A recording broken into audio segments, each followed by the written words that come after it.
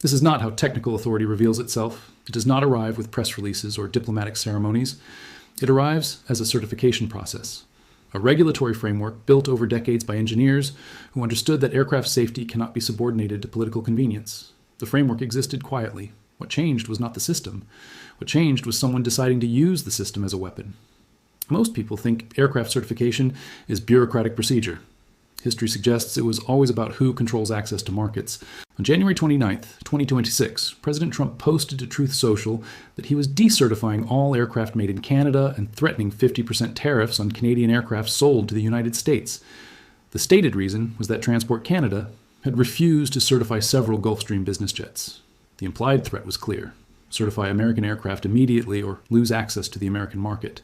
The assumption was that Canada, facing economic devastation, would capitulate within days. That assumption revealed a fundamental misunderstanding of how aircraft certification actually works. Aircraft certification is not a political favor that can be granted or withdrawn based on diplomatic pressure. It is a technical process, governed by bilateral safety agreements signed in 2000 between the Federal Aviation Administration and Transport Canada Civil Aviation Authority. The process is not quick, it is not simple, and it cannot be circumvented by presidential declaration. The Bilateral Aviation Safety Agreement specifies that certification authority rests with technical agencies, not political leaders. The FAA certifies aircraft in the United States. Transport Canada certifies aircraft in Canada. Each agency accepts the other's certifications through established technical procedures. The agreement can only be terminated with 60 days written notice by the aviation authorities themselves. Not by the President, not by the Prime Minister, by the technical agencies. This is where leverage quietly reverses. Because the threat to decertify Canadian aircraft was not a threat the President had legal authority to execute. The FAA operates under statutory authority granted by Congress. The President cannot simply order the FAA to decertify aircraft that meet safety standards. Doing so would violate federal law and fundamentally undermine the entire international aviation safety system. More importantly, decertifying Canadian aircraft would cause immediate catastrophic disruption to American aviation operations. There are 5,425 aircraft of various types made in Canada, currently registered in the United States. Regional jets operated by American Airlines and Delta Airlines. Bombardier Global Express business jets used by corporations and government agencies. Helicopters used for emergency medical services. Decertifying these aircraft would ground a significant portion of American aviation overnight. The economic damage would fall entirely on American operators. Airlines would lose aircraft from their fleets. Corporations would lose business jets. Emergency services would lose helicopters. Billions in stranded assets, not Canadian companies, American companies. Aviation analysts recognized this immediately. Richard Abulafia of Aerodynamic Advisory stated that mixing safety issues with politics was an incredibly bad idea. John Graddick of McGill University said he was flabbergasted by the threat. The International Association of Machinists and Aerospace Workers said the threats would put thousands of jobs at risk on both sides of the border. The White House attempted damage control by clarifying that the threat only applied to new aircraft, not existing aircraft. This clarification revealed the fundamental incoherence of the position. If Canadian aircraft are safe enough to continue operating, then they are safe. If they are not safe, then they should all be grounded immediately. Distinguishing between new and existing aircraft of the same type makes no technical sense. It only makes political sense as attempted face-saving. But the deeper problem was that Trump's threat revealed complete ignorance about how integrated North American aviation manufacturing actually is. Bombardier employs more than 3,000 people in the United States across 9 facilities. The company sources components from 2,800 American suppliers in 47 states. More than half the cost of a Bombardier Global 7500 jet comes from American manufacturing. Wings made in Texas, avionics made in Iowa, engines made in Indiana, assembly in Canada. A 50% tariff on Canadian aircraft would make American suppliers less competitive. It would reduce orders for American-made components. It would eliminate American jobs. The threat was designed to pressure Canada. The actual economic impact would fall on American workers. This is not a crisis. It is a demonstration of what happens when political leaders mistake market access for leverage without understanding the technical systems that actually control that access. Transport Canada cannot simply fast-track certification because an American president demands it. Certification requires technical evaluation of compliance with Canadian aviation safety standards. The process takes time because safety evaluation takes time. Rushing certification to satisfy political pressure would compromise safety standards. More importantly, Canada has no incentive to accelerate Gulfstream certification under threat. The bilateral agreement operates on reciprocity. If the United States decertifies Canadian aircraft, Canada can terminate the bilateral agreement entirely. This would require American manufacturers seeking Canadian certification to go through full independent testing rather than relying on FAA certification acceptance. The delay and cost would fall on American manufacturers. The certification dispute about Gulfstream reveals another dimension. Several Gulfstream models have already been certified by Transport Canada. The G450, G350, GV, G550, and G500 all have Canadian certification. The models Trump mentioned, the G500, G600, G700, and G800, are newer aircraft working through the certification process. The G800 received FAA certification in April 2025. Transport Canada certification typically follows several months later as Canadian regulators complete their technical review. This is standard procedure. New aircraft models receive certification from different countries at different times, based on when applications are submitted and how long technical reviews take. The FAA certified the Bombardier Global 8000 in December 2024. That does not mean other countries were deliberately delaying. It means the FAA completed its review first.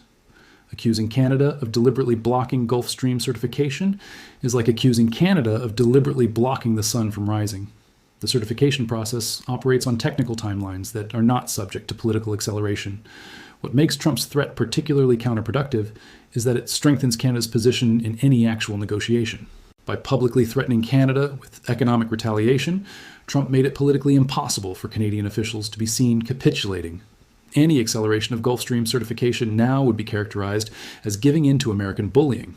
Canadian domestic politics require that Transport Canada demonstrate independence from American pressure. Trump's threat made that independence politically mandatory. The aviation industry recognized this immediately. Bombardier's stock dropped 8%, not because the company was concerned about losing American certification, because investors recognized that political uncertainty would reduce orders. American buyers, considering Bombardier aircraft, would hesitate due to tariff uncertainty. The threat damaged Bombardier while creating uncertainty for all business jet purchasers. This is where power stops explaining itself. The fundamental error was treating aircraft certification as a political negotiation that could be resolved through threats. But certification is not political. It is technical. The engineers and regulators at Transport Canada and the FAA operate within systems that cannot be overridden by presidential declarations. Those systems exist to ensure safety. Undermining them for political purposes would create catastrophic consequences. If the United States can decertify aircraft for political reasons unrelated to safety, then every other country can do the same. China could decertify Boeing aircraft. Russia could decertify Airbus aircraft. The entire international aviation system depends on the principle that certification is based on technical safety standards, not political convenience. Breaking that principle would fragment global aviation into competing regulatory blocks. American aviation manufacturers understand this. Boeing sells aircraft globally. If political decertification becomes acceptable, Boeing's access to international markets becomes dependent on American diplomatic relationships rather than aircraft safety. This creates permanent uncertainty that would devastate American aerospace exports. The threat to Canada sets a precedent that directly harms American economic interests. The threat emerged immediately after Canadian Prime Minister Mark Carney gave a speech at the World Economic Forum that was widely interpreted as criticizing Trump's approach to international relations. The certification dispute about Gulfstream existed before the speech. Trump only made it a public issue afterward. This suggests the threat was retaliation for political criticism rather than genuine concern about certification procedures. Canadian officials responded with calculated calm. Industry Minister Melanie Joly stated that aircraft certification should be apolitical and the situation could be resolved through technical processes. Transport Canada confirmed that certification work on Gulfstream aircraft was underway following standard procedures. The message was clear: Canada would not accelerate or delay certification based on political pressure. This response demonstrates strategic sophistication that Trump's team did not anticipate. By refusing to engage on Trump's terms, Canadian officials reframed the dispute from a negotiation about political pressure to a question about whether technical standards should be compromised for political convenience. That is not a question Canada loses. Aviation safety standards enjoy broad international support. The broader pattern is becoming clear. Each time Trump threatens Canada with economic retaliation, the threat reveals dependencies that work in both directions. Tariff threats on energy revealed American refineries depend on Canadian crude. Threats on manufacturing revealed American factories depend on Canadian aluminum and steel. Now, threats on aircraft reveal American aviation depends on Canadian aerospace manufacturing. These dependencies existed before the threats. What the threats accomplished was making those dependencies visible and prompting Canada to reduce them. Trans Mountain diverts Canadian oil to Asia. LNG Canada redirects natural gas to global markets. Now, Canadian aerospace companies are evaluating supply chain adjustments to reduce dependence on American sales. By late January 2026, Canadian aircraft exports to the United States had already declined, not because of tariffs, because uncertainty created by threats made buyers hesitate. The first 11 months of 2025 saw 325 Canadian aircraft shipped globally, down from 471 in 2024. The value declined from $6.6 billion to approximately $4 billion. Trump's threats accelerated Canadian diversification. The irony is profound. In attempting to force Canada to accelerate Gulfstream certification, Trump created political conditions that make acceleration impossible.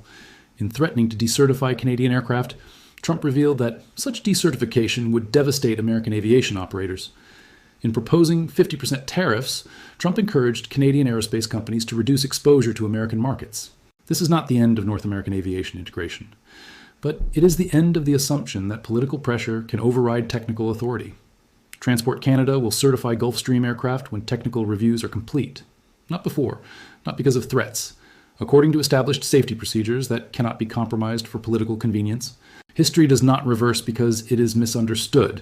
The bilateral agreements exist, the technical standards exist, the supply chain integration exists. These systems were built over decades specifically to prevent political interference in safety determinations. By the time this pattern is acknowledged as permanent, it will already be normal. Await further instruction.